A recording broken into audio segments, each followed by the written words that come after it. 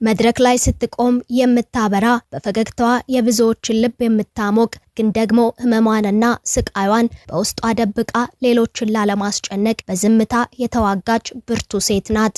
የኢትዮጵያ የኪነ ጥበብ ሰማይ ሌላኛዋን ደማቅ ኮከብ አጥቷል። ተወዳጇ አርቲስት ሰላማዊት ደስታ ከዚህ ዓለም በሞት ተለይታለች። በትናንትናው ዕለት የተሰማው ይህም ከባድ መርዶ የጥበብ ቤተሰቡን ያስደነገጠ ህዝቡንም ክፉኛ ያሳዘነ ድንገተኛ መርዶ ሆኗል። ነገር ግን ከዚህ አስደንጋጭ መርዶ ጀርባ ብዙዎች የማያውቁት አብሯት የሰሩ የሙያ አጋሮቿና የቅርብ ጓደኞቿ ብቻ የሚያውቁት እውነተኛ ማንነቷ ተገልጧል። ለምንድነው ይህች ድንቅ ሴት በሰራችው ልክ ሳይወራላትና ሳይነገርላት የቀረው? ሰላማዊት ህመሟን በዝምታን የታገለችው ሌሎች እንዳይጨነቁባት ፈገግታ ከፊቷ ሳይጠፋ ማሸለቧስ ለምንድነው የሚለው ከሞቷ በኋላ የተሰማው እውነታ በርካቶችን አሳዝኗል። ከአባቷ ከአቶ ደስታ አድማሱና ከእናቷ ከወይዘሮ ፀሐይ ብርሃን በየካቲት 1967 ዓመተ ምህረት የተወለደችው ሰላማዊት ከልጅነት እስከ ዕውቀት ህይወቷን ለጥበብ የገበረች ድንቅ ተዋናይት ነበረች። ከህፃናት ቲያትር እስከ ዕውቁ ሶስና ፍቅር የተራበና የደመና ላይ ጉዞ ድራማዎች ድረስ በመድረክና በፊልም ያሳየችው ብቃት ቀላል አልነበረም። ነገር ግን ህይወት በድንገት ከባድ ፈተና ሲደቅንባት እርሷ የመረጠችው መንገድ ግን ፍጹም የተለየና የሰውን ልጅ አንጀት የሚበላ ሆኗል። ለመሆኑ ተወዳጇን አርቲስት የገጠማት ነገር ምንድነው? በፈገግታ ታጅባ ስትታገል የከረመችው ለሞት የዳረጋት ህመምስ ምንድነው? ከሞቷ በኋላ የተገለጠው ማንነቷስ ምን ይመስላል? በርካቶችን ያንገበገበው ህይወቷስ እንዴት ያለ ነው የሚለውን በዝርዝር እንነግራችኋለን። ሰላም ጤና ይስጥልን ውድ የአማርያ ቲዩብ ቤተሰቦች እንደምን ቆይታችኋል? በዛሬው መሰናዶ አሳዛኙን የአርቲስት ሰላማዊት ድንገተኛ ሞት እንዲሁም በቀብር ስነ ስርዓቷ ላይ የተፈጸመውን ያልተጠበቀ ነገር እንዲሁም ከሙያ አጋሮቿና ከቅርብ ሰዎች የተሰማው አስደንጋጭ እውነታን እንነግራችኋለን። እናንተም ቻናሉን ሰብስክራይብ በማድረግ ቤተሰብ እየሆናችሁ ቪዲዮን ላይክ እና ሼር በማድረግ እስከ መሰናዶ ፍጻሜ አብራችሁን ቆዩ። ጥበብ የብዙዎችን ማንነት ትቀይራለች። አንዳንዶች ግን ራሳቸውን አሳልፈው ለጥበብ ይሰጣሉ። አርቲስት ሰላማዊት ደስታ ራሳቸውን ለጥበብ አሳልፈው ከሰጡ ሰዎች መካከል አንዷ ነበረች። ጥርጣሬ የሌለው ንጹህ ማንነት፣ ጨዋነት፣ ትትናና እጅግ የተትረፈረፈ የትወና አቅም የነበራት ድንቅ የጥበብ ሰው ናት።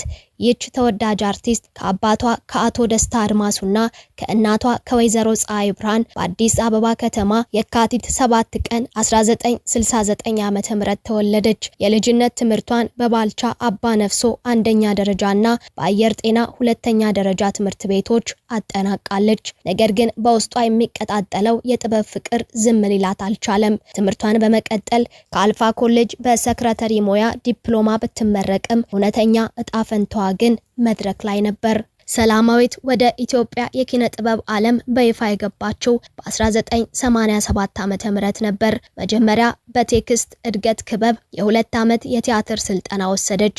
ከዚያም ከወንዳግርድ ኮሌጅ በቲያትር ዲፕሎማ እንዲሁም በአዲስ አበባ ዩኒቨርሲቲ የቲያትር ጥበባት ትምህርት ቤት በመደበኛ መርሃ ግብር በቲያትር ጥበብ ሙያ በ2013 ዓመተ ምህረት በዲግሪ ተመርቃለች። ዕውቀቷን በጥበብ ጥበቧንም በሙያ ያሳደገች ሁለንተናዊ አርቲስት ነበረች። በህፃናትና ወጣቶች ቲያትር ቤት ከመቀጠሯ በፊት በአባ ጎንጉ፣ ጫጫታ፣ ታምኝ፣ ፓፓኬት እና ዛኪ በተባሉ የህፃናት ቲያትሮች ላይ በንቃት ተሳትፋለች።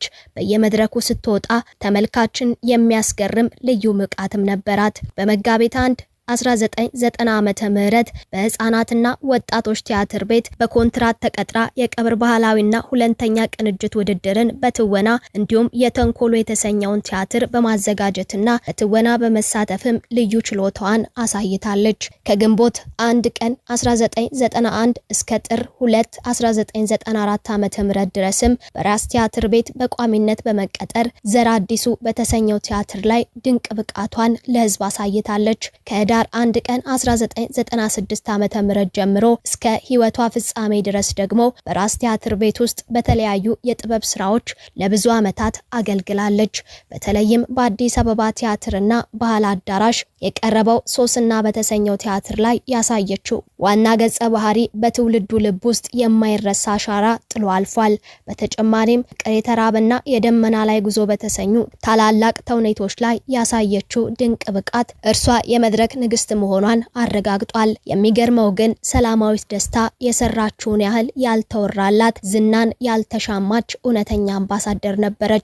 ከመድረክ ብቃቷ ባሻገር እርሷን ለሰከንድ እንኳን ያወቃት ሰው ከልቡ የሚወዳት ልዩ ስብናን የተጎናጸፈች ሴት ነበረች። የቅርብ ጓደኞቿ ጋዜጠኛ ግርማ ፍስሐ፣ የሙያ ባልደረቦቿ አርቲስት ሀና ዮሐንስ፣ ፍሬዎት መለሰ፣ ትዕግስት እንዲሁም ደራሲ ውድነ ክፍሌና ረዳት ፕሮፌሰር ነብዩ ባዬ እንደሚመሰክሩላትም ሰላማዊት ትሁት፣ ሰው አክባሪ፣ ለሙያዋ እጅግ ታማኝና ባደረገችው ነገር ሁሉ ፈገግታን የምታዘንብ ልዩ ሴት ነበረች ሲሉ ስለ ባልደረባቸው ተዋናይት ሰላማዊት ይመሰክራሉ።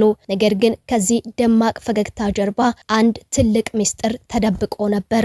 አርቲስት ሰላማዊት ደስታ በደረሰባት ከባድ ሕመም ምክንያት በሕክምና ስትረዳ ቆይታለች። ነገር ግን ህመሟን በዝምታ ነበር የታገሰችው። ሌሎች ሰዎች ስለ እርሷ ተጨንቀው እንዳይበጠበጡ እንዲሁም እንዳይከፋቸው በመስጋት ህመሟን ደብቃ ሁልጊዜም በፈገግታዋ ትመሰክር ነበር። እውነተኛ ብርቱ ሴት ማለት እርሷ ነበረች። በመጨረሻ ግን ያቺ ድንቅ ኮከብ በተወለደች በ51 ዓመቷ ግንቦት 21 ቀን 2018 ዓመተ ምህረት ከዚህ ዓለም ድካም አርፋለች። የአዲስ አበባ ቲያትር ቤቶች አስተዳደር ድርጅትና መላው የኪነ ጥበብ ቤተሰብም በአርቲስት ሰላማዊት ደስታ ህልፈት የተሰማቸውን ጥልቅ ሐዘን እየገለጹ ነው።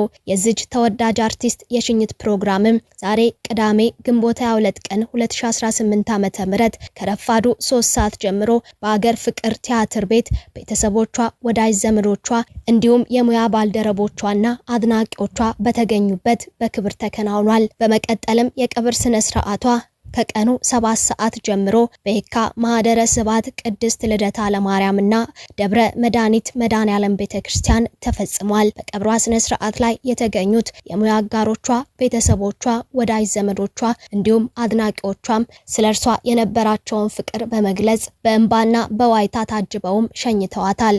አርቲስት ሰላማዊት ደስታ በአካል ብትለይም በመድረክ ላይ የሰጠችው ብርሃን፣ ያሳየችው ትትናና ጥንካሬ ግን በኢትዮጵያ የኪነ ጥበብ ታሪክና በሕዝቡ ልብ ውስጥ ለዘላለም ሕያው ሆኖም ይኖራል። ፈጣሪ ነፍሷን በሰላም ያሳርፍ፣ ለቤተሰቦቿም ለወዳጅ ዘመዶቿ እንዲሁም ለአድናቂዎቿም መጽናናትን ይስጥ እያልን እኛም በቻናላችን ስም በአርቲስቷ ህልፈት የተሰማንን ሐዘን በመግለጽ የዛሬን መሰናዶ አበቃን። አብራችሁን ስለቆያችሁ ከልብ እናመሰግናለን። ዳግም በሌሎች ወቅታዊ መሰናዶች እስክንገናኝም በያላችሁበት ቸር ቆዩልን።